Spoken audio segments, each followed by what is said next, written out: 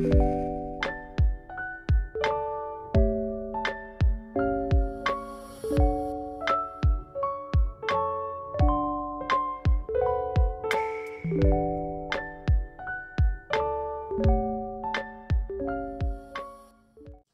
오늘 이 자리에 오신 여러분들을 사랑하고 축복합니다. 특별히 이렇게 하나님의 특별한 계획하심과 역사하심 속에서 신랑 유경석 집사와 신부 조경미 자매의 결혼식을 모든 성도들과 함께 또한 가족들과 함께 모여 주일 예배로 드리게 됨을 하나님께 감사와 영광을 올려드립니다. 오늘 이 시간 두 사람뿐만 아니라 이 자리에 있는 모든 분들이 하나님의 말씀으로 인하여 하나님의 놀라운 복을 받는 시간이 되기를 예수님의 이름으로 축원합니다. 사람들은 행복한 결혼 생활을 누리기 위해서는 여러 가지 조건이 충족되어야 한다고 말합니다. 그렇죠? 우리가 결혼할 때 상대방의 여러 가지를 따지잖아요. 외모, 또한 얼마나 재정적인 능력이 있는지, 또 집안이 어떤지, 뭐 여러 가지 따지게 됩니다. 정도의 차이는 있지만, 그래서 그런 것들이 충족이 되어야만 행복한 결혼 생활, 행복한 부부의 삶이 펼쳐진다고 생각을 합니다. 그런데 그 모든 것을 차치하더라도 빼놓을 수 없는 것 하나만 뽑으라면 그것은 서로에 대한 이해함이라고 할 수 있을 겁니다.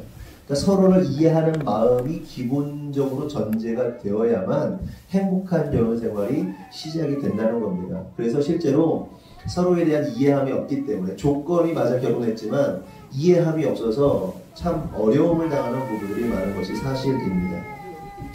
한마디로 이해하는 마음이라는 것은 다른 말로 하면 남자와 여자가 서로의 다름을 인정할 때 비로소 행복한 삶, 행복한 가정을 이룰 수 있다는 말입니다. 여러분 다음에 예화를 많이 들어보셨을 겁니다. 소하고 사자하고 결혼한 이야기죠. 산과 들판을 누비며 다니던 숫사자가 있었습니다. 얼마나 혈기가 왕성했는지 막 산으로 갔다 들로 갔다 바다로 갔다가 온갖 데 휘저어 다니면서 사냥을 하고 드넓은 초원을 다니면서 그렇게 살아가고 있었어요. 근데 어느 날 한 들판에 갔는데 저 푸른 초원 위에 그림 같은 몸매는 S라인, 얼굴은 V라인의 소양을 발견을 한 겁니다. 그래서 금방 사랑에 빠졌죠. 그래서 금방 사랑에 빠지는 걸 뭐라고 하죠? 금사빠라고 하죠. 금사빠. 어르신들은 모르는데 저도 이제 배웠는데 금사빠가 된 겁니다. 금방 사랑에 빠져버린 겁니다. 그래서 사자는 그 소와 함께 결혼을 하게 되는 거죠. 그런데 사자는요, 아내를 사랑하는 열정이 정말 대단했습니다. 그래서 사자는 쉬지 않고 매일 산과 들과 나가서 닥치는 대로 짐승을 잡아가지고 사랑하는 아내에게 갖다 줍니다. 한편 아내인 소는 자신을 위해 그렇게 수고하고 애쓴 남편을 위해서 식사 준비를 열심히 하는 거예요. 소는 산에 가서요, 산나무를 뜯고 들에 가서 싱싱한 풀을 뜯어다가 미원 넣고 연두 넣고 마늘파, 기름 팍팍, 캐소금 넣어가지고 음식을 맛있게 해서 차려주는 겁니다. 그런데 문제는 뭐예요? 소는 고기가 싫었고 사자는 뭐가 싫었어요? 풀이 싫었던 거죠. 뭐 이거는 소하고 사자 얘기뿐만 아니라 실제로 우리가 어떤 남자들은 주로 고기 좋아하고 여자는 풀을 좋아하고 그래서 이런 문제가 발생하곤 하잖아요. 결국 이 둘은 먹는 것 때문에 심하게 다투게 되고 결국 헤어지게 됩니다. 여러분 왜 이러한 일이 발생하게 된 걸까요? 이 두 소하고 사자에게 이런 일이 발생한 겁니까? 그 이유는 서로에 대한 이해함이 없었다는 거죠. 서로는 분명히 사랑했어요. 서로를 향한 열정과 헌신이 대단했습니다. 그러나 문제는 서로가 무엇을 원하는지 알려 하지 않았다는 거예요. 그리고 자기 방식으로 사랑했다는 겁니다. 정말 서로를 향해 사랑하는 마음이 불타는 사람들이 어려워지는 경우도 다 이겁니다. 자기 방식대로 사랑한다는 거예요. 상대방이 뭘 원하는지 이해하려 하지 않아요. 자기 방식으로 열심히 주구장창 초식인 소에게 계속 고기를 갖다 주는 거예요. 좀 여기서 머리가 좀 돌아가는 사람들은 어떤 생각을 합니까? 그 고기 가져다가 갖다 팔면 돈이 될 텐데 뭐 이런 생각하기로 할 텐데 이 소가 말 그대로 소라 이렇게 우둔해가지고 그렇게 하지 못하는 거예요. 행복한 결혼 생활과 행복한 가정을 이루기 위해서는 무엇보다도 신랑 신부의 두 사람 서로가 무엇을 원하는지를 분명히 알아야 되고 그것을 알고자 하는 마음과 노력이 필요하다는 사실을 깨달아야 됩니다. 그렇다면 신랑과 신부 남자와 여자는 일반적으로 무엇을 원하고 바랄까요? 먼저 남자들은 대부분 인정받기를 원합니다. 많이 들어보신 얘기죠. 많이 들어보신 얘기일 겁니다. 남자들은 인정받고 싶어 합니다. 인정 욕구가 대단합니다. 그래서 남자들이 거들먹거리고 자기가 뭐 잘났고 자기가 잘 나가고 맨날 남자들이 하는 얘기가 그 얘기 아닙니까? 그렇죠? 세상 사람들은 술 먹으면서 자기가 얼마나 잘났고 막 이거 이렇게 개구리가 배를 이렇게 부풀리는 것처럼 자기 인정받고 싶어가지고 그런 거 하는 거잖아요. 어쨌든 남자들은 인정받기 원합니다. 그래서 남자는 자신을 인정해주는 여자를 위해서 목숨을 걸게 되어 있어요. 드라마 보세요. 남자 주인공들 대단히 멋지고 능력 있는 실장님들도 많잖아요. 실장님, 뭐 실장님들, 뭐 무슨 뭐 본부장님 이런 사람들 많잖아요. 그리고 뭐 사극 같은 데 보면 영웅 호걸들 나오고 왕들 나오고 막 그럽니다. 그 대단한 사람들이 결국 누구에게 무릎을 꿇죠? 여자에게 무릎을 꿇어요. 근데 어떤 여자한테 무릎 꿇습니까, 형제들?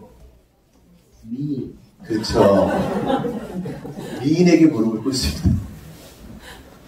그럴 줄 알았다. 물론 예쁜 여자에게 무릎을 꿇기도 합니다. 그러나 미라는 것이 얼마나 오래 갑니까? 그 예쁘던 것이 얼마나 가겠어요? 얼마 가지 못하고 오래 가지 못합니다. 그래서 진짜 상남자가 무릎을 꿇는 여인은 바로 자신을 인정해주고 격려해주고 힘을 북돋아주는 여인에게 무릎을 꿇게 돼 있는 거예요. 진짜예요. 그렇잖아요. 예뻐가지고 결혼했는데 조금 애 낳고 보니까 이거는 뭐 그냥 다 퍼져가지고 뭐 쓸모가 없는. 그렇게 되면 못 살아요. 그쵸? 근데 나를 인정해주고 진짜 당신 대단하다고 이렇게 인정해주고 섬겨주는 여자를 만나면요 끝까지 가는 거예요. 그렇게 인정해주고 격려해주고 힘을 북돋아주는 여인, 그런 여자에게 남자는 남자의 순정을 바치게 되어 있습니다. 요즘에 남자의 순정을 얘기한다는 것이 참 웃긴 시대이긴 하지만 남자의 순정을 바칠 수 있는, 남자가 그 순정을 바칠 수 있는 시대가 되어야 되잖아요. 그래서 우리 아이들이 남자의 순정을 바치도록 훈련하고 있는데 참 낭만적인 이야기인데 그 낭만이 다 사라져버렸습니다. 오늘날 시대는. 어쨌든 그런 자기를 인정해주고 또한 격려하고 힘을 북돋아주는 여자에게 남자는 순정을 바치게 되어 있습니다. 아내 여러분들 한번 집에 가서 실험 한번 해봐 주셨으면 좋겠어요. 오늘 집에 가셔가지고 남편 엉덩이 이렇게 툭툭툭툭 두드려주면서 어머 당신 최고야, 당신 정말 멋있어, 오늘 수고했어, 아유 월급 벌어 오늘 얼마나 힘이 많았어, 당신 짠짠짠 이거 한번 해보세요. 왜 안 웃어? 웃으려면 확실히 부끄럽게 짠짠짠 해보세요. 애교 떨면서. 남자가요 지 몸 부서지는지 모르고 지가 죽어가는지도 모르고 그냥 미친듯이 돈 벌어가지고 척척 갖다 줄 겁니다. 그럼 또 엉덩이 두드리면서 어머 당신 짱, 엄마 사랑해, 이렇게 한번 해보세요. 끝나는 겁니다. 웃으셔도 돼요. 오늘 좀 더 제가 오바를 좀 합니다. 해보란 말이에요. 좋아가지고 꼬리 치면서 그냥 죽어라고 돈 벌어올 겁니다. 그런데 문제는 아내들이 지 새끼들한테는 칭찬과 격려를 아끼지 않는데 남편한테는 그걸 안 한다는 거예요. 인정을 안 해주는 겁니다. 그러니 기가 죽어가지고 사업하다가 죽쓰고 회사 가서 죽쓰고 시험 승진 때마다 족족 떨어지는 거 아닙니까? 성도 여러분, 특별히 아내 여러분들은 남편을 존중하고 존경해 주세요. 이 화상아, 인간아, 이 쓰레기야 뭐 이렇게 하지 말고 고개를 끄덕이덕 하시는데 존중하세요. 결혼하신 분들 가운데 나 존중하겠다, 남편 존중하겠다 하시는 분 오른손 들고 아멘 하세요. 그래요, 아멘 하세요. 크게 아멘 하세요. 그게 네? 그러나 반대로 아내들은 뭘 원할까요? 아내들은 남자들처럼 인정받기 원할까요? 네. 뭐 원하세요? 돈 맞아요. 근데 돈이 사랑이잖아요. 물질이 사랑이거든요. 네. 아예 밝히긴 돈. 형제들은 아까 자매 미모라고 그러더니 예. 사랑이면 끝입니다. 사랑받기 원합니다. 여자는 사랑받고자 하는 것이 본능이고 본성이라고 할 수 있습니다. 요즘 같은 시대에 이렇게 얘기하면 페미니스트들, 페미들은요 어떻습니까? 난리가 나죠. 무슨 여자가 사랑만 받기 원하냐 막 이렇게 얘기할 수 있는데 그러든가 말든가. 근데 인간의 본성 가운데 여성 안에는 진짜 여성성이 있으면 남성성과 여성성은 다름이지 틀린 게 아니거든요. 다른 거거든요. 근데 어쨌든 간에 여성성이 있으면 그 사랑받기 원하는 것이 여자의 본능이고 본성이라고 할 수 있습니다. 남성 여러분들에게 한번 묻고 싶어요. 한번 상상해 보세요. 여러분들이 차를 산 거야. 문수 형제 차를 사고, 네? 우리 이난 집사님 차를 샀어. 10년 동안 열심히 모아가지고 그동안 갖고 싶었던 차. 남자들은 다 차잖아요. 여기서 차 싫어하는 남자 있어요? 아유, 우리 문수 형제님 차를 싫어하는구나. 아, 좋겠다. 차 좋아하죠? 경종 형제님. 예. 그래서 디스커버리로 바꿨다는 얘기 들었어요. 부럽다. 목사인 나도 막 그런 차 타고 싶어가지고 다 내려놔야 되는데 못 내려놔. 이거는 일종의 본성이라고 할 수 있어요. 남자는 탈 것에 대한 그런 로망이 있어요. 차 그렇게 좋아합니다. 그래서 여러분들이 막 열심히 모았어. 10년 동안 모았어. 이거 한번 타보려고 이란 집사님이 10년 동안 모아가지고 디스커버리를 샀든지 뭐 마세라티를 샀든지 벤츠를 샀든지 BMW를 샀든지 샀어. 근데 어느 날 여보나 차를 끌고 나갈게 해가지고 아내가 차를 끌고 나갔는데 연락이 왔어요. 경찰한테. 사고가 났다고. 그러면 여러분은 가장 먼저 어떤 생각이 떠오르겠습니까? 1번 차가 얼마나 부서졌을까? 2번 아내가 얼마나 다쳤을까? 1번 손 들어보세요. 1번. 그렇지. 남자들 1번. 네. 빙의 돼가지고 남편이 할 걸 우리 주집사님이 손을 드셨구나. 네. 그리고 전화를 해서 아내에게 첫마디로 무슨 말을 할 것인가? 1번 운전을 어떻게 했길래 사고가 났어? 차는 얼마나 부서졌어? 이겁니까? 아니면 2번 당신 다친 데 없어? 괜찮아? 당신만 안 다쳤으면 됐어. 1번입니까? 2번입니까? 1번. 네, 1번. 아, 예. 좋습니다.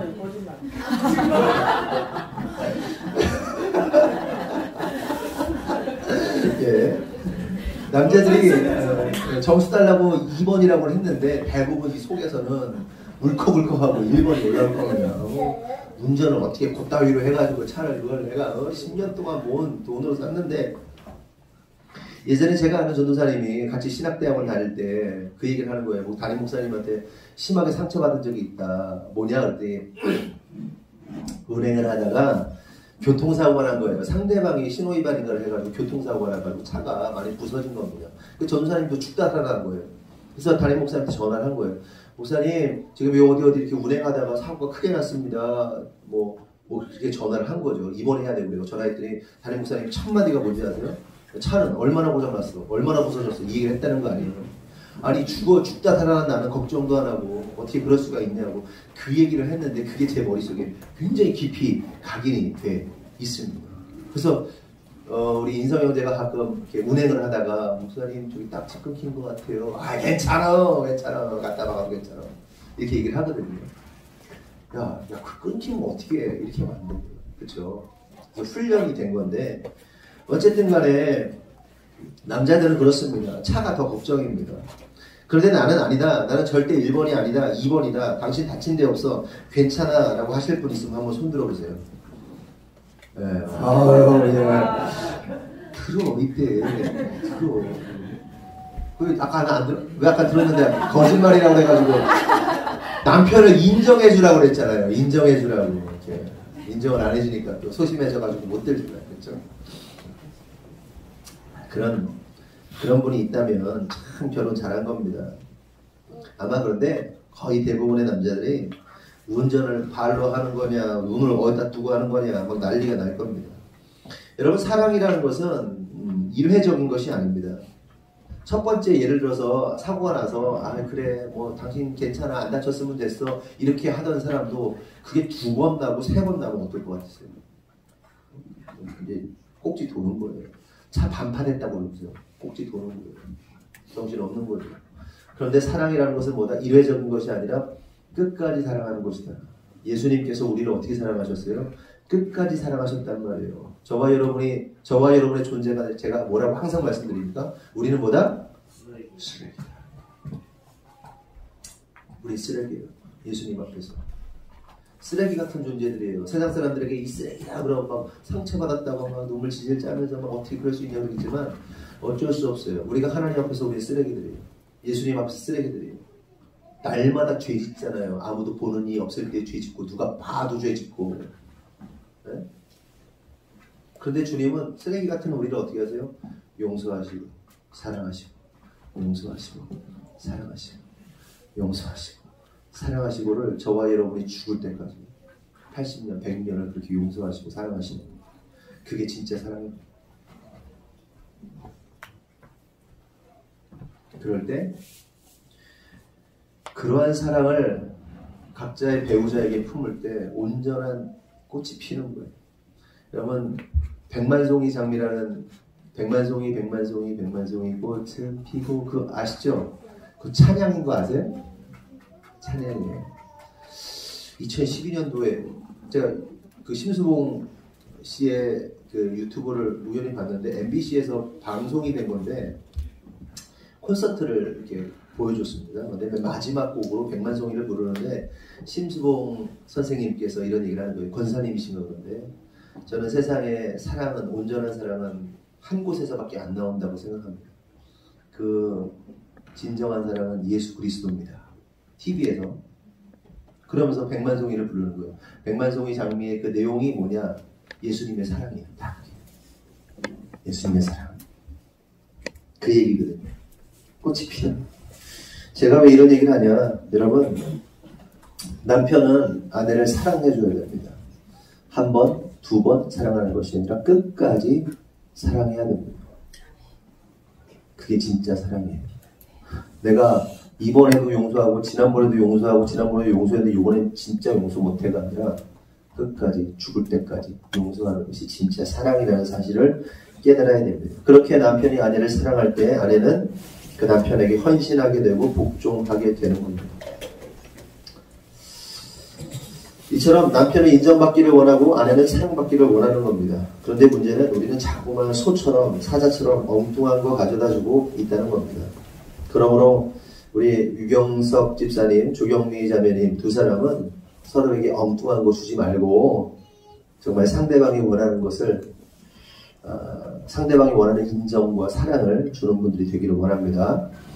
제가 목회를 하면서 여러 가지 성도들의 다양한 삶을 보게 됩니다. 그러면서 생각하게 되는 것은 우리가 행복하고 아름다운 부부 그리고 결혼 생활을 하기 위해서는 세 가지를 잘 결정해야 된다는 생각을 하게 됩니다. 그 세 가지는 뭐냐? 첫 번째, 누구와 일생을 살 것이냐. 그러니까 배우자의 선택을 말하는 거예요. 세 가지 선택을 잘해야 되는데 첫 번째, 우리가 누구와 살 것이냐. 어떤 배우자를 선택할 것이냐. 두 번째, 무엇을 하며 살 것이냐.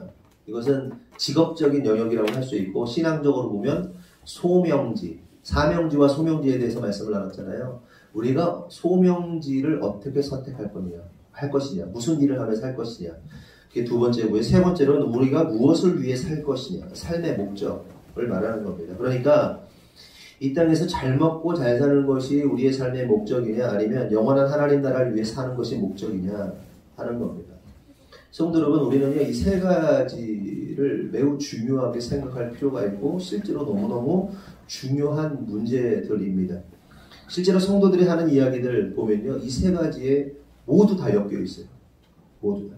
그러니까 어떤 분들은 배우자에 대한 갈등을 하고, 어떤 이들은 직업 때문에 고민하고, 어떤 이들은 삶의 의미와 목적 때문에 괴로워한단 말이죠. 그렇잖아요. 우리가 하는 얘기, 일상적인 하는 얘기들 다 이거에 관련되어 있는 거예요. 남편 얘기, 아내 얘기, 아니면 직장에서 있었던 일들, 뭐 직장을 옮길 거냐 말 거냐, 직장 상사가 어때냐 저때냐, 뭐 직장에 관련된 얘기들, 그리고 사는 의미가 있다 없다, 참 이게 뭐냐, 뭐 허탈하다, 막 그러면서 이런 문제들 가지고 얘기한단 말이죠. 그렇다면 오늘의 포커스는 배우자이기 때문에, 그렇다면 성경은 배우자에 대해서 어떻게 말씀하고 계신가를 좀 살펴보도록 하겠습니다. 창세기 22장 24절에서 25절은 다음과 같이 말씀하세요. 이러므로 남자가 부모를 떠나 그의 아내와 합하여 둘이 한 몸을 이룰지로다. 아담과 그의 아내 두 사람이 벌거벗었으나 부끄러워하지 아니하더라. 하나님은 결혼에 대해서 세 가지 중요한 포커싱, 그러니까 중요한 포인트를 말씀하고 있는데, 첫 번째, 결혼은 부모를 떠나는 거라는 거예요. 그래서 결혼은 뭐다? 뭘 떠난다? 부모를 떠난다. 부모 되신 분들은 좀 속이 상할 수 있지만 부모를 떠나는 게 맞습니다. 결혼은 부모를 떠나야 되는 거고요. 두 번째, 결혼은 아내와 합하는 거예요. 다른 말로 하면 연합한다. 아내와 연합하는 겁니다. 그리고 세 번째는 결혼은 한 몸을 이루는 것입니다. 이 세 가지가 어떤 의미인지 좀 풀어드릴게요. 먼저 성경은 하나님은 부모를 떠나라고 말씀을 하십니다. 그러니까 부모로부터 떠난다는 것은 정서적이고 경제적인 독립을 이루라는 말이에요. 다시 말해요. 정서적이고 경제적인 독립을 이루어야 한다는 거다. 여러분 이 말은 매우 중요합니다. 왜냐하면 정서적, 경제적 독립, 분리가 일어나지 않으면 가정이 절대로 행복해질 수가 없어요.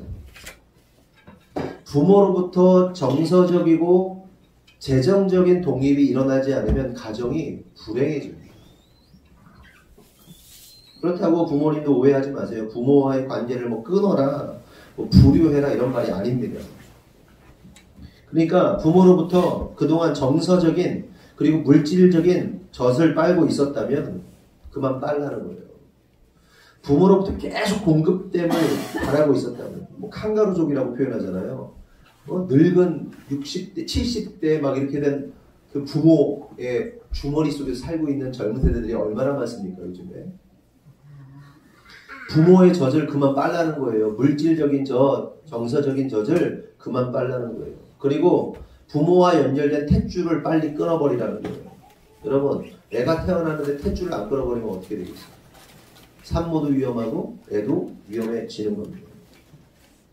그런데 문제는 부모로부터 정서적, 물질적인 분리가 일어나지 않아서 새롭게 탄생한 가정 안에 많은 문제가 발생하는 것을 어렵지 않게 볼 수가 있습니다. 예를 들어서 부부가 해결해야 할 문제인데도 불구하고 양가 부모가 나서고 간섭함으로 이 문제가 뭐 친정으로 갔다가 시댁으로 갔다가 왔다 갔다 하다가 서로 서운해가지고 나중에는 양가 부모가 나와서 싸우고 마침내는 두 사람이 헤어지게 되는 등의 난리가 나는 것을 어렵지 않게 볼 수 있습니다.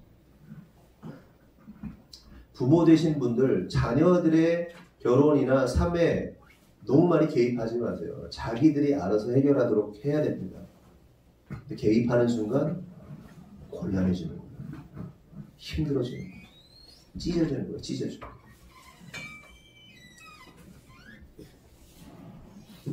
또 어떤 시어머니는 물고 빨던 내 착한 아들을 불려시 같은 며느리가 빼앗아갔다고 생각하고는 부부 사이에서 간섭하고 그러다가 고부 갈등이 일어나고 그러는 일이 얼마나 많습니까?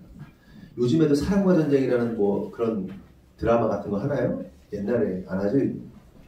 보면은 막 그 아들 빼앗겼다고 신혼여행을 같이 가가지고 부부 사이에서 시어머니가 같이 자고 뭐 그런 것도 있고 막 그러잖아요. 말도 안 되는 일인데 말도 안 되는 일들이 실제로 많이들 일어납니다. 그리고 특히 정서적 독립이 일어나지 않은 아들의 경우에는 어떤 일이 발생하는가? 자기 가족들하고 편먹고 시집온 아내를 바보를 만들어버리는 경우들이 무척 많습니다. 보세요. 보통은 아내가 남편의 가족으로 편입되잖아요. 그러면 이 아내는 혼자입니다. 혈연으로 연결된 사람이 없어요. 남편 말고는. 그럼 남편이 어떤 스탠스를 가져야 됩니까? 어떤 자세를 취해야 되는 거예요? 이 아내가 나와 한 몸이라는 사실을 인정해야 되는데 이 남편들이 가끔 착각을 해요. 나는 이쪽 집안 식구라고 착각을 한단 말이에요. 그래서 거기서 아내를 나무라고 아내한테 뭐라고 막 해대는 경우들이 얼마나 많습니까? 아니요. 절대로 남편은 아내를 나의 가족으로 나의 편으로 한 몸이라고 인식을 해야 돼요. 그런데 이 남편, 이 바보 같은 남편 자식들이 자기네 가족이랑 붙어가지고 며느리를 마누라를 바보 병신을 만든다니까요. 못 배워서 그래, 못 배워서.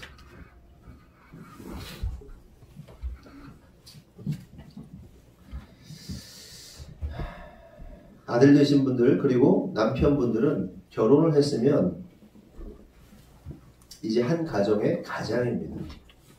부모님들이 조금 서운하실 수도 있겠지만 남편에게 있어서 우선순위 1번은 누가 돼야 되는 거예요? 아내가 돼야 되는 거예요. 나의 1번, 나의 계속되는 영원한 1번은 누구다? 남편, 아내. 아시겠어요? 근데 오늘날은 어떻게 됐어요? 1번이 어떻게 바뀌죠? 자식으로 바뀌죠. 그래서 가정이 깨지는 거예요. 여러분 대단히 중요한 겁니다. 이거 1번이 나의 남편이 되고 내가 나의 아내가 되지 않으면 그 1번이 바뀌는 순간이요 가정은 해체되는 거예요. 부서지는 거예요. 그런데 결혼하고 애 낳으면 누가 1번이 돼요? 자식이 1번이 되죠. 자식이. 그 가정은 어려워져요. 그럼 그 가정, 그 자식이 결혼해가지고 여러분을 1번으로 생각할 것 같아요? 절대로 1번 안 생각해줘요. 지 마누라가 1번이고 또 애 낳으면 지 자식이 1번이 되는 거예요. 계속 악순환되는 거예요. 애 낳잖아요. 1번이 애가 되면 안 돼요. 남편, 아내가 돼야 돼요. 1번. 이거 깨지면요 끝나는 거예요. 애는요 나중에 아들이 딸이에요. 아들 불려지 같은 며느리가 들어올 거예요. 그래가지고 아들 관계 끊어지고 이렇게 되는 거예요. 그러면 나중에 1번을 빼앗겼으니 이게 나중에 둘이 소원해져가지고 안 되는 거예요. 부부가 계속 1번이 돼야 돼. 서로가. 자식이 그 다음이에요. 대단히 중요해요. 이게 깨지니까 계속 악순환되는 거예요. 우리나라가 황혼 이혼하고 막 그러는 거예요. 아들한테 자식한테 막 온팡 정성을 해가지고 키워놨더니 새끼는 나중에 결혼하고 시집가고 장가가. 덩그러니 둘이 남겨졌는데 서먹서먹해. 그만 삽시다 이렇게 되는 거예요. 여러분의 1번은 항상 남편이 되어야 되고 아내가 되어야 돼요. 우리 부모 세대들도 항상 1번이 서로여야 돼요. 부부여야 돼요. 모든 기본 단위는 부부란 말이에요. 자식한테 가면 깨져요 다. 자식을 사랑하지 말라는 얘기가 아니에요. 부모를 사랑하지 말라는 얘기가 아니에요. 두 사람이 가장 중요한 건 행복해야 된다. 사랑해야 된다. 이 기본 원칙이 깨지면 다른 것도 다 깨지게 돼 있어요. 무슨 얘기인지 아시겠어요? 감사해요. 아셨죠? 둘만 열심히 사랑해봐. 애 새끼들은 잘 알아서 커요. 네? 제가 좀 거칠죠?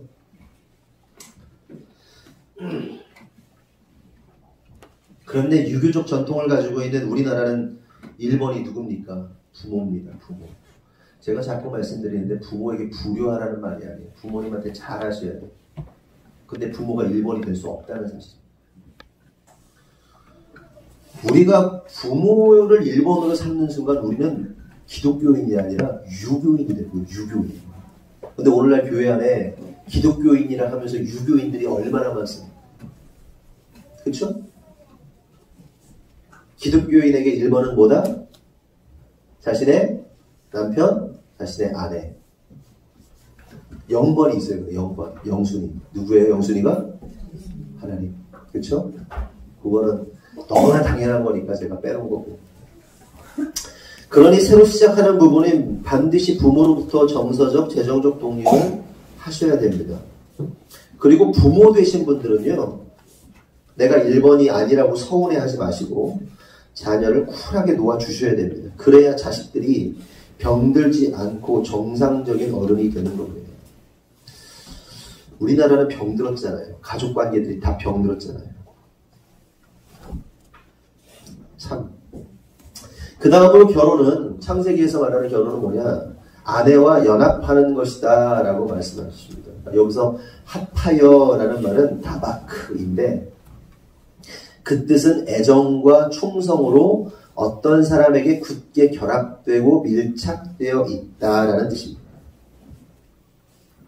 다시 합하여라는 뜻은 다바크, 애정과 충성으로 어떤 사람에게 굳게 결합되고 밀착되어 있다라는 뜻입니다. 인성형제? 인성형제가 요즘에 저를 항상 말씀드려요. 막 밀착되어 있어요, 얘가. 우리는 이루어질 수 없어. 저 어디 갈 때마다 막 쫓아다니잖아요, 인성이가. 되게 쫓아다니고. 좋아요, 저는. 밀착되어. 누군가에게 충성하고 친밀하게 밀착되어 있다. 오늘날 사회는요, 부부가 서로 다른 직업을 가지고 바쁘게 살아갑니다. 그러나 하나님께서 창조하신 이 처음 세계는 어때요? 목축업을 하고 농경사회였지 않습니까? 그래서 부부가 24시간 하루 종일 붙어 있었어요. 밀착되어 있었어요. 충성스럽게. 저와 제 아내도 특별한 일이 없는 한 거의 24시간 붙어 있습니다. 상상이 되세요? 24시간 붙어 있어야 돼요. 우리 저기 계시고 처음에는요, 신혼 초에는요, 제가 제 자신만의 시간을 달라고 얼마나 때를 쓰고, 왜냐면 이게 직업이 그러니까 뭐 제 안에도 직업이 따로 있는 게 아니라 사모로 있고 저는 목회자니까 하루 종일 붙어 있을 수밖에 없는 거예요. 그래서 얼마나 제 시간을 가지려고 애를 쓰고 몸부림을 치고 막 그랬는지 모릅니다. 그런데 지금은 어떤지 아세요? 둘이 함께 있는 게 진짜 너무너무 좋습니다. 믿으실지 모르겠지만 둘이 함께 있는 게 너무너무 편하고 좋습니다. 연합되어 있는 거예요. 마치 원앙이 하루 종일 함께 있는 것처럼 연합이 되어 있는 겁니다. 여러분 이스타 시간 같이 있으면 어때요? 힘들 것 같지 않습니까? 아까 웃으신 이유도 힘들 것 같다는 의미로 그렇게 웃으신 거잖아요. 그렇죠? 물론 처음에는 힘들어요. 많이 싸울 수 있어요.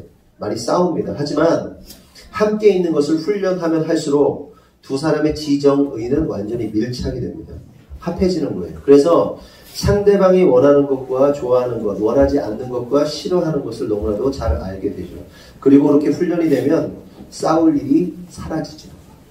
그리고 두 사람과 함께 하는 것이 너무나도 행복하고 좋은 겁니다. 그래서 빨리 행복해지고 싶으면 어떻게 해야 돼요? 밀착되어 있어요.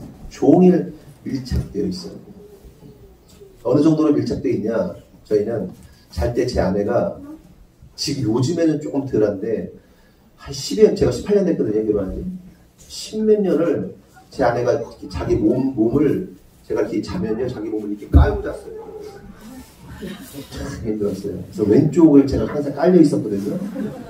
제가 왼쪽이 좀 안 좋아요. 무릎도 안 좋고, 발목도 안 좋고, 왼쪽 턱도 안 좋고. 농담인데. 그래서 밀착돼 있어야 돼요. 물론 싸워요. 힘들어요. 근데 그게 빨리 서로 헤어질 게 아니고 서로 사랑하기 원한다면 빨리빨리 좀 더 밀착돼서 같이 함께 보내서 서로가 아주 이 합이 잘 맞는 잘 맞도록 그 시간을 보내야 됩니다. 그러면 그 이후의 삶이 행복해지는 거예요. 무슨 얘기 아시겠죠? 세 번째로 하나님은 한 몸을 이루라고 말씀하십니다. 그러니까 한 몸이 된다 해서 하는 에하드인데 하나라는 뜻이고요. 몸은 바사르입니다. 바사르가 뭐냐? 고깃덩어리라는 뜻이에요. 육체. 그래서 레보나가 언젠가도 얘기했지만 이스라엘에서는 고기 주세요. 그럴 때 바사르 주세요. 이렇게 한다고 그러잖아요. 바사르. 한 몸을 이루라는 거예요. 그러니까 아내와의 연합은 지정의의 영역. 그러니까 형이상학적인 거죠. 보이지 않는 형이상학적 영역이라면 한 몸을 이루는 건 형이하학적, 만져지는 영역. 우리의 육체의 영역을 말하는 거예요. 근데 그 몸을 어떻게 하라는 거예요? 몸을 하나로 만들라는 겁니다. 성도 여러분, 온전한 부부는요, 한 몸을 이루어야 돼요. 한 몸을 이루는 것은 하나님의 신비입니다. 둘이 하나가 된다는 게 얼마나 놀라운 일이에요. 신비로운 일입니까? 청소년 여러분, 어디 있어? 부부는 한 몸을 이루는 거야. 이민 어디 있어? 이민 일어서 봐. 부부는 한 몸을 이루는 거야. 왜 웃어? 한 몸을 이룬다니까.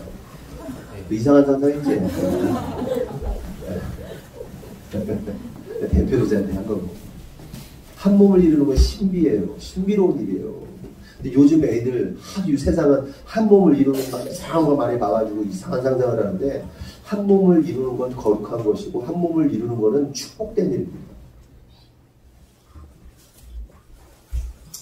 그러므로 두 사람은요, 육체로 한 몸을 이루셔야 돼요. 제 얘기가 무슨 얘기인지 아시죠? 어른이니까. 한 몸을 자꾸 이뤄야 돼요. 매우 중요한 거죠. 지정의도, 그러니까 우리가 이분법적으로 신앙을 이 정신적인 세계는 거룩한 것이고 영의 세계는 거룩한 것이고 육의 세계는 더러운 것이다라고 생각하는 걸 착각하는 사람들이 굉장히 많거든요. 아니에요. 이게 통합적으로 이루어져야 돼요. 그래서 지정의가 하나가 되는 것도 중요한데 몸이 하나 되는 것도 매우 중요해요. 무슨 얘기인지 아시겠죠? 온전한 한 몸이 되시기를 바랍니다. 그리고 신약으로 와서 그러면 성경에는 부부에 대해서 구약에서는 창세기에 대해서 말하고 신약에서는 에베소서에서 말하거든요. 에베소서에서는 뭐라고 말씀하시는가? 부부에게 어떠한 모습을 요구하고 계신가? 이걸 좀 살펴볼 필요가 있습니다.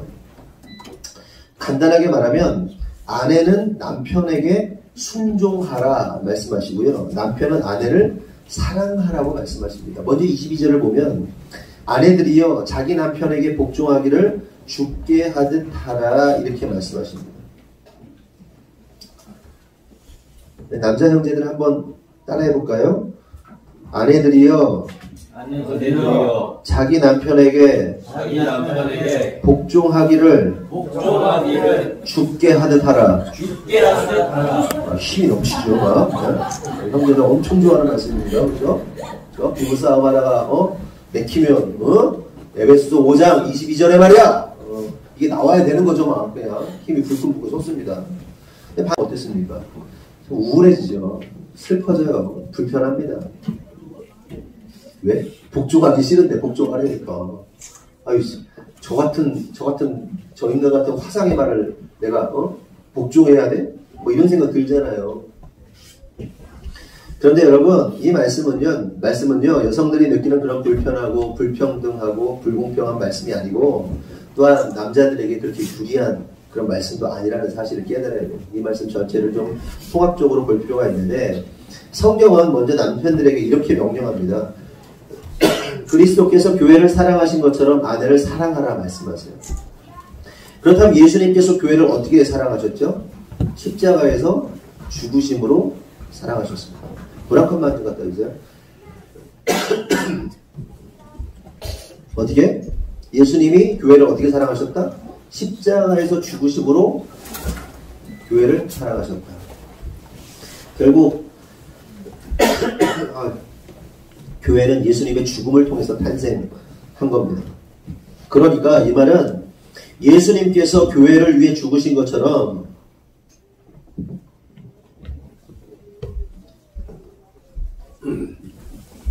남편들도 아내를 위해 죽어야 한다는 말입니다. 이것이 바로 신랑 유경석 군이 해야 할 역할인 거예요.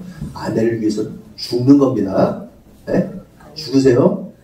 날마다 죽으세요. 날마다 죽는 거예요. 또한 아내들은 주님을 섬기는 남편을 섬기라고 명령하십니다. 이 말은 내 남편을 예수님이라고 생각하고 섬기라는 거예요. 이렇게 얼굴을 보시면서 예수님이시구나 이렇게 생각하셔야 돼요. 아셨죠? 예수님이 좀 마르셨네. 그러면서.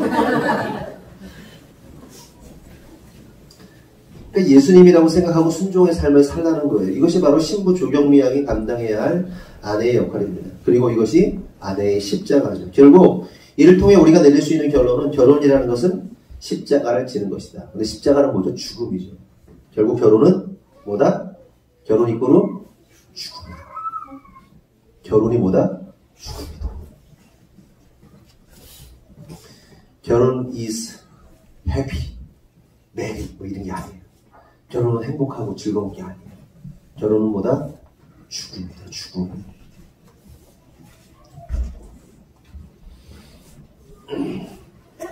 두 사람이 오늘 완전히 죽기를 바랍니다.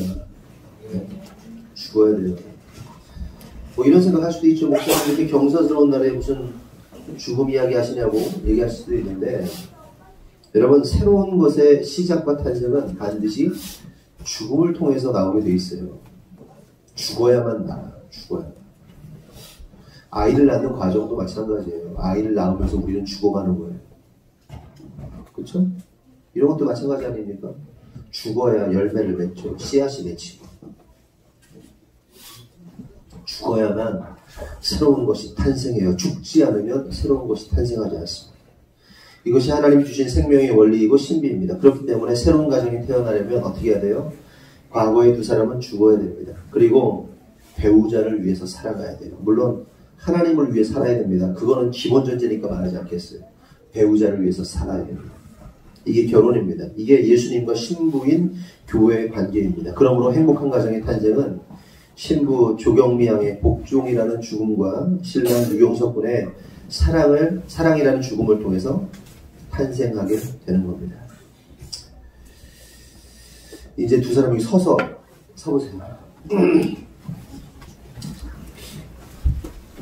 두 사람에게 고면합니다. 결혼을 살다 보면 때때로 배우자의 좀 부족하고 모자란 모습 때문에 답답하고 화가 날 때도 있을 겁니다. 또한 그동안 몰랐던 포악하고 표독스러운 모습을 발견할 수도 있을 겁니다.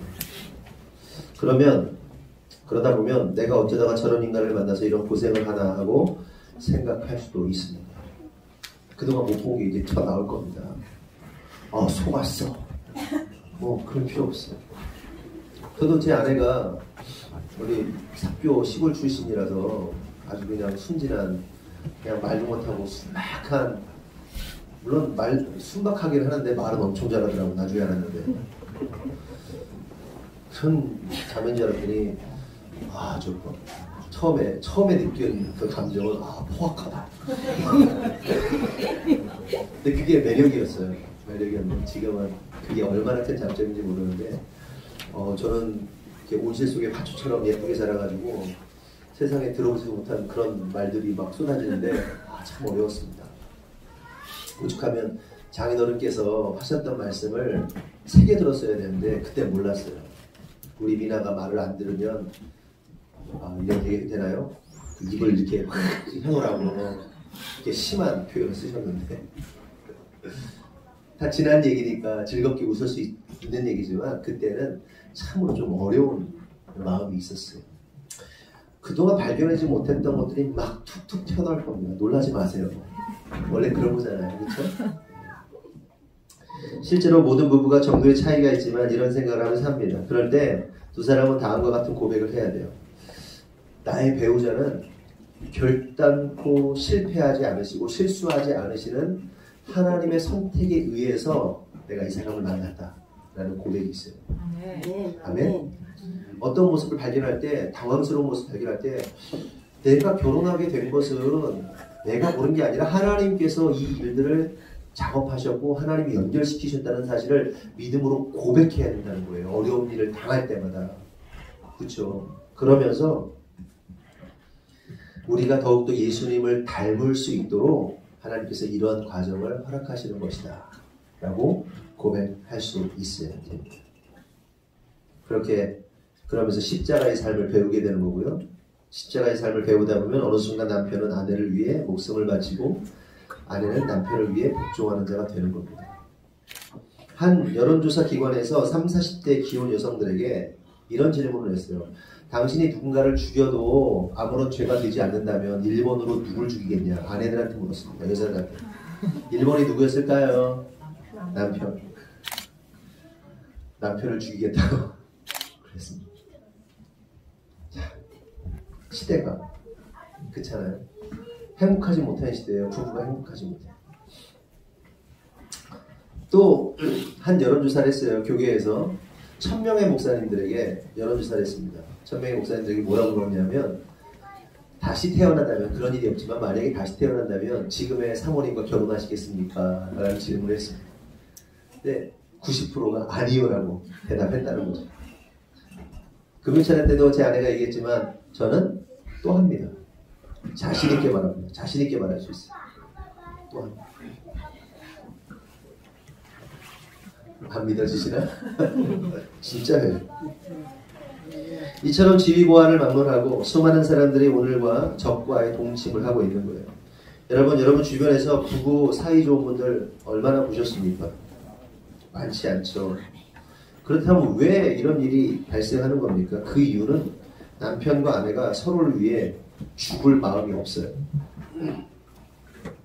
서로를 위해서 죽을 마음이 전혀 없어요. 그래서 부부가 불행한 겁니다. 이를 뒤집어 말하면 사람들이 배우자를 선택하는 이유가 뭐냐? 자신의 유익과 만족과 이익을 위한 도구 정도로만 생각한 거예요. 결혼할 때 이 사람이 나한테 얼마나 도움이 되냐, 얼마나 나한테 이득이 되냐, 그거 따지는 거예요. 결혼하고 나서도 그거 보는 겁니다. 오늘날 사람들은 결혼을 이익의 수단으로 봅니다. 그래서 상대방이 가진 부와 힘과 능력과 외모를 살피죠. 그리고 상대가 나에게 손해가 되지 않고 이익이 된다고 판단될 때 결혼은 성사가 되는 겁니다. 이것이 오늘날 사람들의 결혼 방식이죠. 그러나 우리가 깨달아야 할 사실은 믿는 자들의 결혼은 이익이 아닌 손해보기 위해 결혼한다는 거예요. 두 사람이 왜 결혼한다고요? 손해보기 위해서. 이득 보려고 그러면 안 돼요. 이 사람하고 결혼하면 내게 이러이러한 이득이 있고, 이 사람하고 결혼하면 나한테 이러이러한 이득이 있고, 나 이러이러한 문제들이 있는데 이게 다 해결될 것이고가 아니라 내가 손해보려고 결혼해야 된다는 거예요. 만약 이 자리에 있는 두 사람이 자기의 이익을 위해 결혼을 결심했다면 그 생각을 포기하셔야 돼요. 아시겠죠? 이런 말씀 마치는데 신랑 유경석 군과 신부 조경미 양은 잘 부르시길 바라요.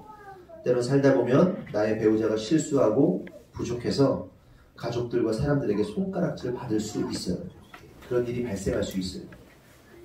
살다 보면.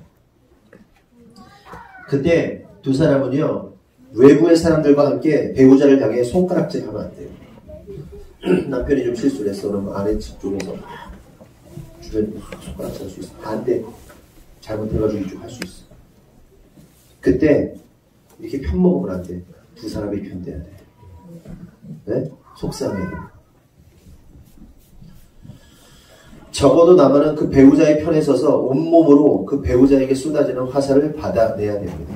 너는 너, 나는 나가 아니라 네가 나이고 내가 너라는 사실을, 다시 말해서 한 몸이라는 사실을 깨닫고 배우자를 위해 대신 화살을 맞아줘야 합니다. 예수님께서 저와 여러분의 허물을 십자가에서 대신 당하신 것처럼 남편은 아내를 위해, 또한 아내는 남편을 위해 대신 칼 맞고 대신 총 맞고 대신 화살 맞아야 됩니다. 이게 그리스도인이고 이게 사랑이고 이게 온전한 부부의 모습입니다.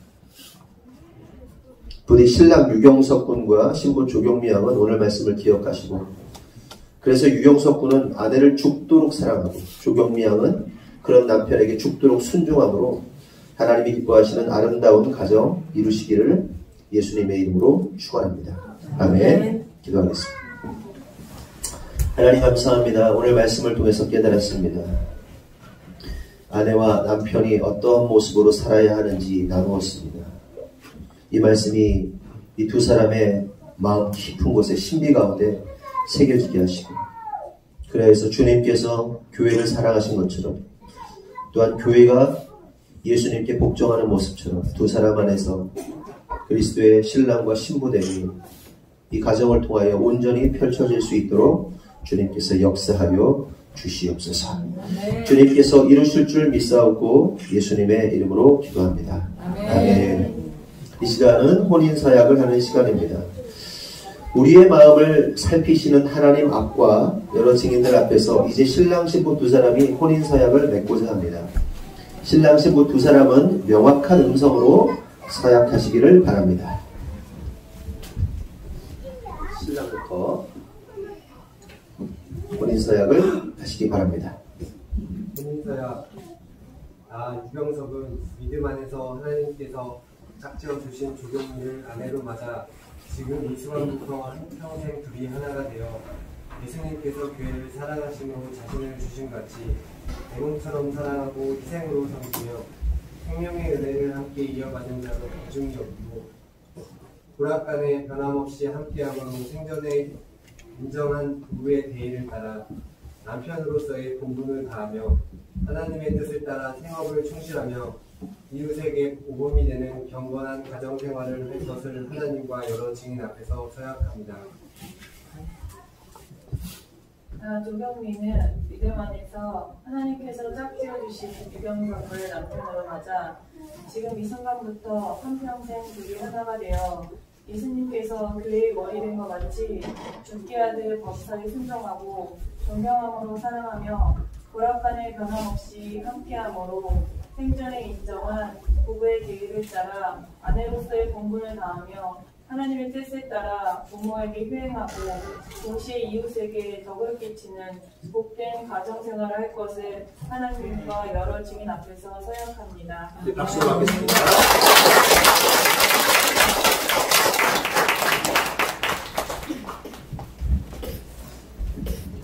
시간은 예물을 교환하는 시간인데요. 제가 말씀을 나누겠습니다. 결혼 반지는 신랑과 신부가 하나님의 은총 안에서 결혼을 통해 하나가 되었음을 보여주는 거룩한 징표입니다. 하나님의 신령한 은혜가 이 반지 위에 임하도록 다 함께 기도하겠습니다. 하나님 아버지, 이 반지를 성별하여 주옵소서. 이 반지를 간직할 이들이 주님의 평강과 사랑 안에 머물게 하시고 하나님이 맺어주신 가정을 소중히 지켜가도록 인도하여 주옵소서. 예수님의 이름으로 기도합니다. 아멘. 신랑이 받으시고 제가 반지를 끼워주면서 따라하세요.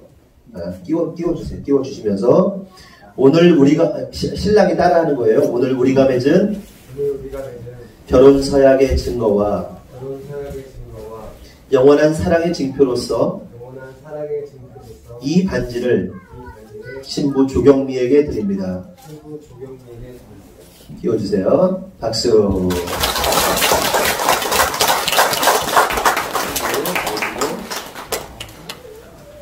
신부도 따라하시기 바랍니다. 오늘 우리가 맺은 결혼 서약의 증거와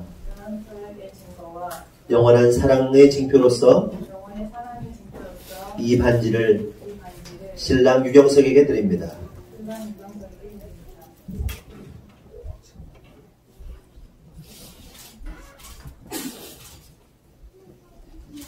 예.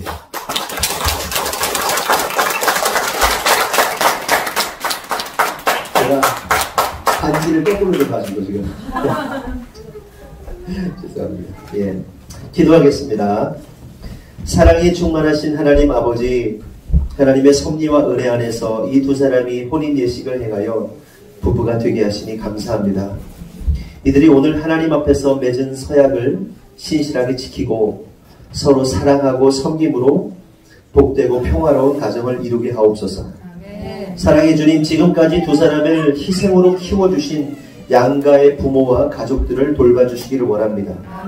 이제 새 가정을 이룬 두 사람이 신실한 믿음으로 신앙생활에 최선을 다하게 하시며 가정의 천국을 이루어 항상 하나님께 영광을 돌리게 하옵소서.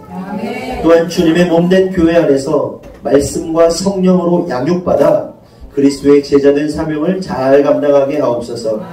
이제 두 사람이 한 가정을 이루어 사회의 일원이 되었사오니 나라에 대한 의무와 사회적 책임을 충실히 감당하며 이웃에게 유익을 끼치는 가정 되게 하옵소서. 우리 주 예수 그리스도의 이름으로 기도합니다. 아멘. 성원을 공포하겠습니다. 성원 선언문. 신랑 유경석과 신부 조경미는 이처럼 하나님과 그 일가 친척과 친지 및 여러 증인 앞에서 평생 고락을 함께할 부부가 될 것을 굳게 서약했습니다. 이에 주례는 성부와 성자와 성령의 이름으로 신랑 유경석과 신부 조경미의 혼인이 분명히 이루어진 것을 선언합니다. 성원일 2020년 2월 16일 주례 담임목사 이호석. 박수하겠습니다. 네, 이제는 우리 하늘금교회 성도들이 축가를 준비했습니다. 축가를 하는 시간을 갖도록 하겠습니다. 이렇게 이쪽으로 서시고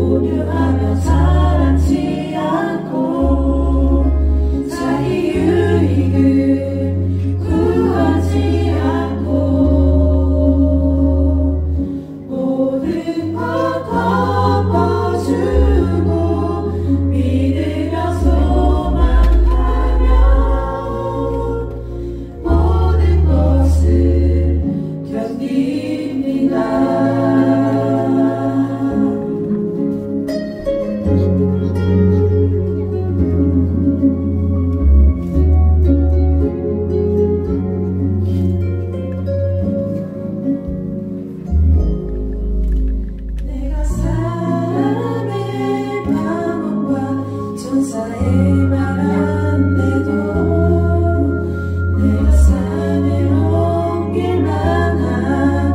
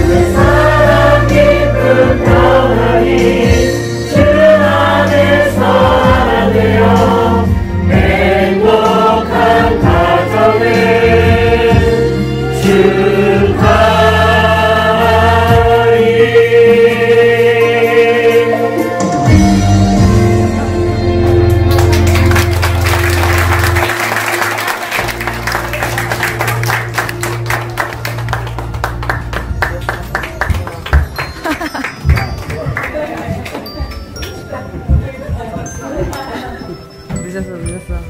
준비하신 예물 헌금하시면 되겠습니다.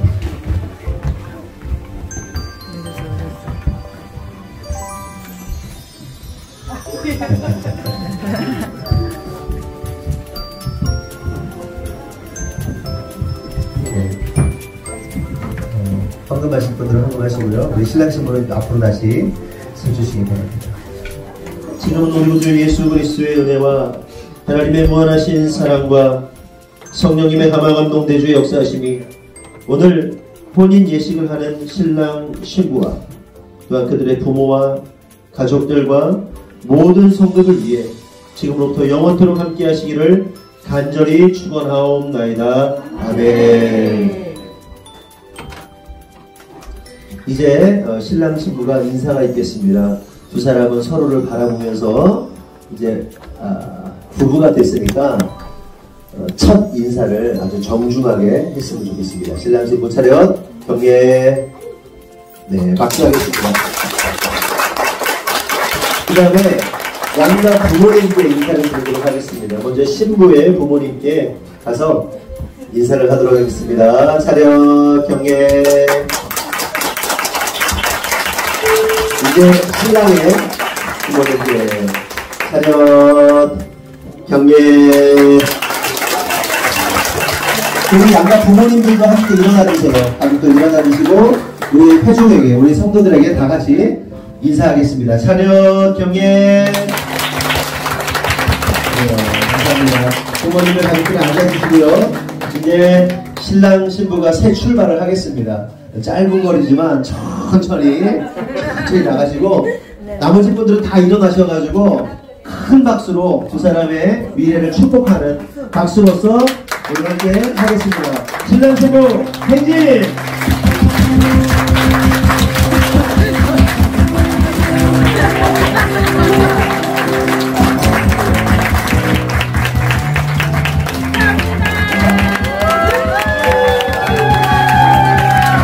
뒤로 돌아 한 번 더 오세요. 앞으로 오세요. 좋습니다.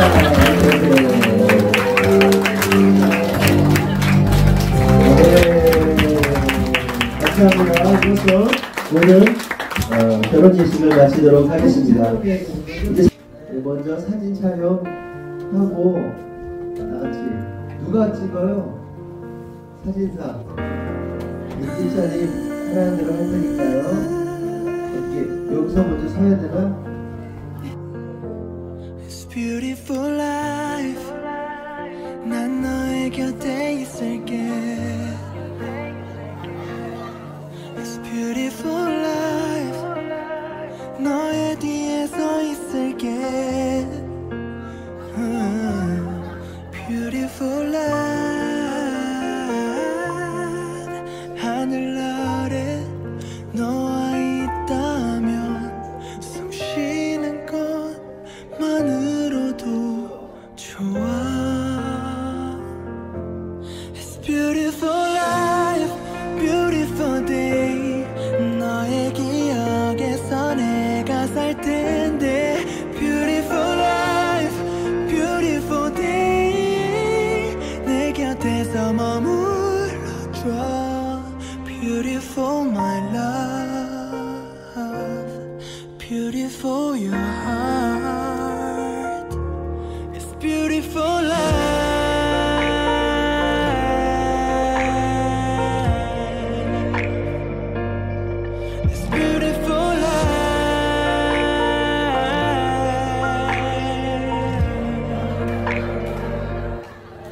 beautiful life 언제나 널 지켜줄게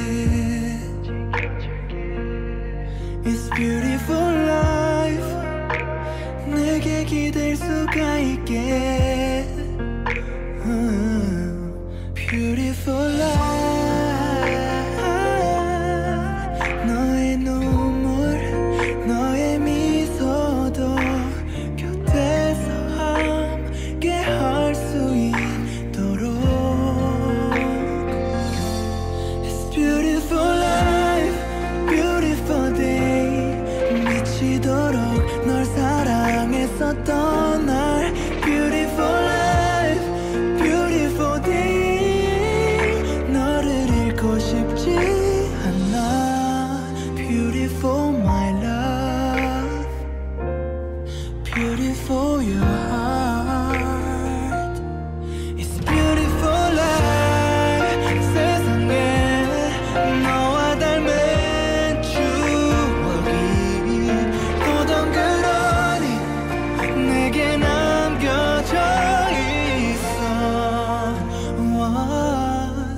너와의 기억 너와의 추억 It's all for life, all for day 슬픈 날이 이기지 못하는 내게 All for life, all for day 내 곁에서 떠나지마 추억 속에 내가 살지 않도록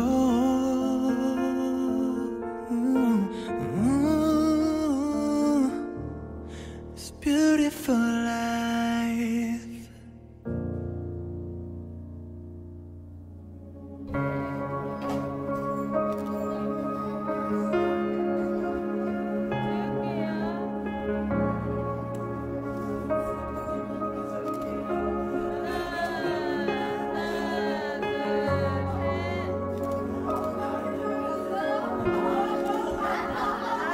When you appear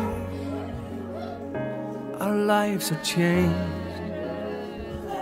as you draw near you restore us every storm will cease at the sound of your voice all will bow the knee to Jesus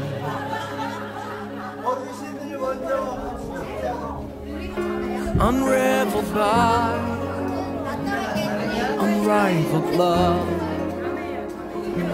we give our lives in full surrender enemies will flee as you tear down the wall no other name is higher Lord of all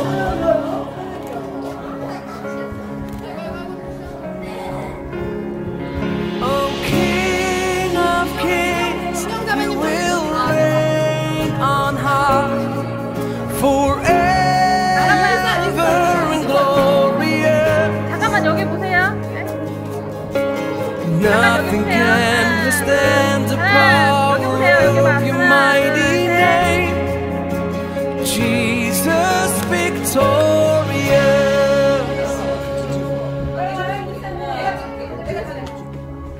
Your love and light will ever shine. The darkness tried, couldn't hold you. Death, where is your sting? For my Redeemer is risen.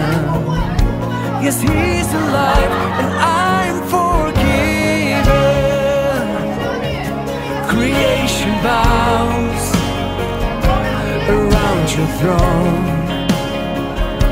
The heavens shout and sings your praises, and the gates of hell will stand. Every stronghold will fall, for no other name is higher, Lord of all. Oh, oh.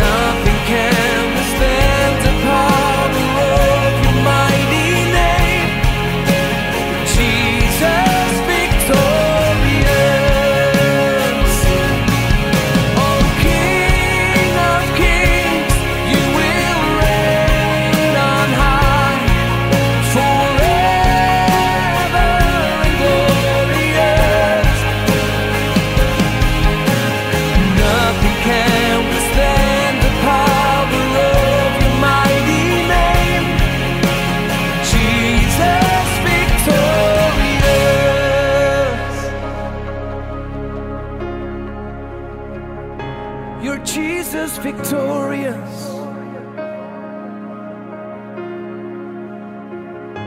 We lift up your name, oh Lord.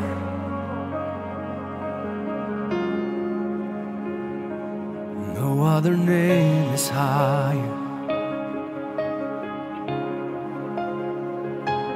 No other name is higher.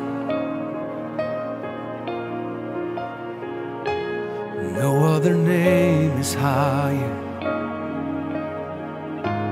Jesus, no other name is higher.